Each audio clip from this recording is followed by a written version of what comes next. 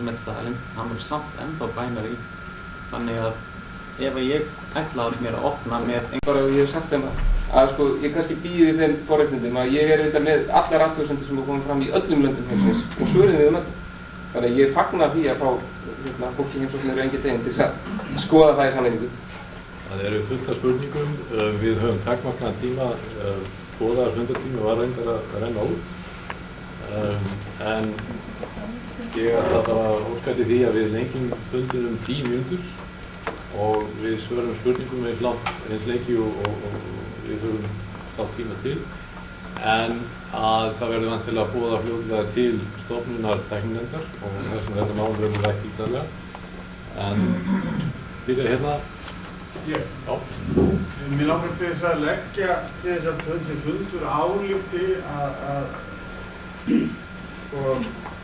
það sem að örskamur tími til stefnu fyrir Staðlaða á Ísland að taka afstöðu varðandi flýtimeðferð open SMS að þessi fundur áliti að Staðlaða Íslands greiði atkvæði gegn því að þessi flýtimeðferð verði samþykkt við það.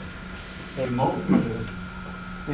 lítil spurning bara, hann að tala að greiða atkvæði gegn flýtimeðferð, ekki gegn sko staðlinum sem slíkum. Ef það flýtimeðferð þá... Það ekki verið að greiða atkvæði flýtimeðferð. Það flýtimeðferð ekki, það verið að greiða atkvæði staðlinum. Hvaðan kemur hugmynd flýtimeðferð? Hvaðan kemur hugmynd flýtimeðferð? Er þetta flýtimeðferð? Við þá, ef Íslendingar, ef við hugsa hagsmuni okkar, ef við höfum það einhverja sérstakar athugasemdir sem að snúa að okkar einhverja sérstakar athugasemdir sem snúa Íslandi, þá munum þær aldrei fara inn í þetta prósess núna fyrir 2. september. Þannig að við munum greiða atkvæði það ekki bara já eða nei, athugasemdalaust. Og það er eins og ég sagði, þetta verður tekið fyrir innan nefndarinnar, allar athugasemdir. Já, en við getum ekki komið athugasemdum að, er það ekki of seint fyrir það? Það er það sem ég spyrja. Ég sé ekki að við höfum tíma til þess á 5 dögum að... Nei, þannig að atkvæði okkar mun vera já eða nei, athugasemdalaust. Það er ekki sem segir að við verðum að greiða. Við þurfum ekki að gera það. Ef það eru athugasemdir formgerð einhverja, þá getum við blandað okkur inn í þá umræðu og tekið afstöðu og haft áhrif. En getum við skrifað undir athugasemdir á ensku frá öðru erlendum aðeim? Við verum sammála þeim og sett það eins sem okkar. Fyrir 2. september? Já.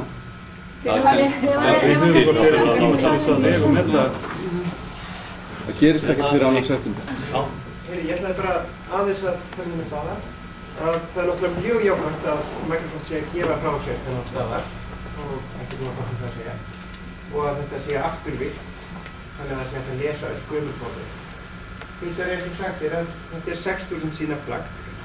Það er til annar staðar sem heitir Open Document Format sem er 700 síður.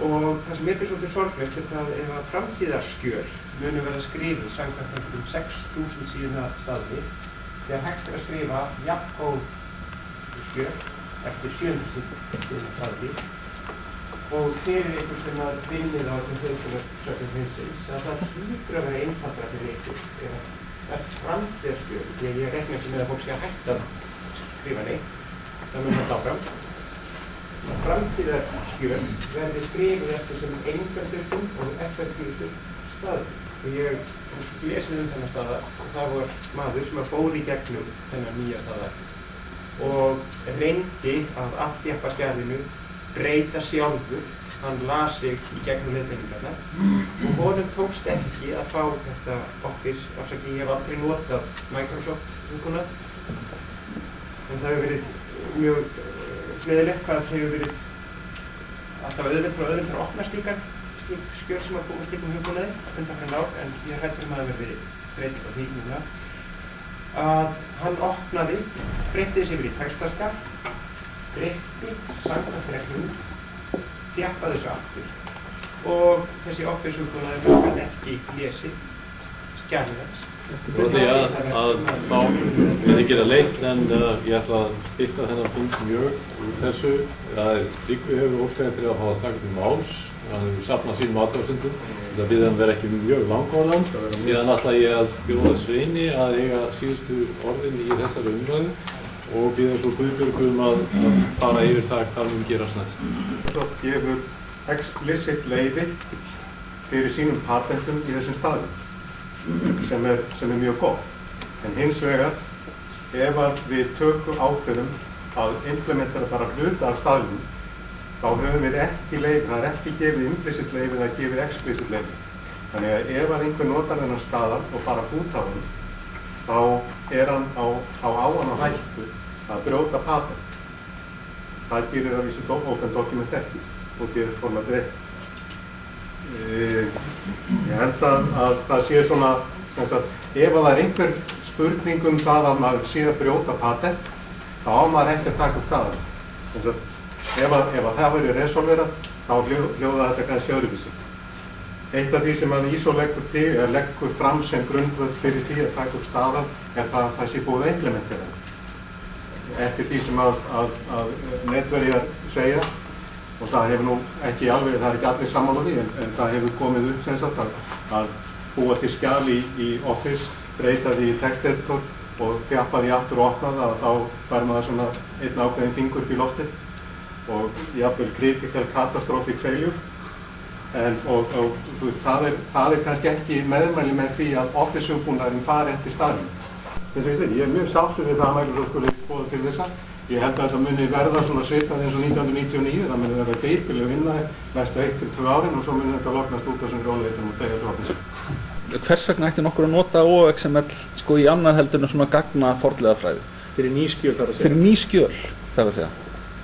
Já, ég held að það sé bara, sko, notendana ákveða það að það sem þeim líkar betur við. Sko, já, ég held að það sé bara... Því fleiri staðlar því betra.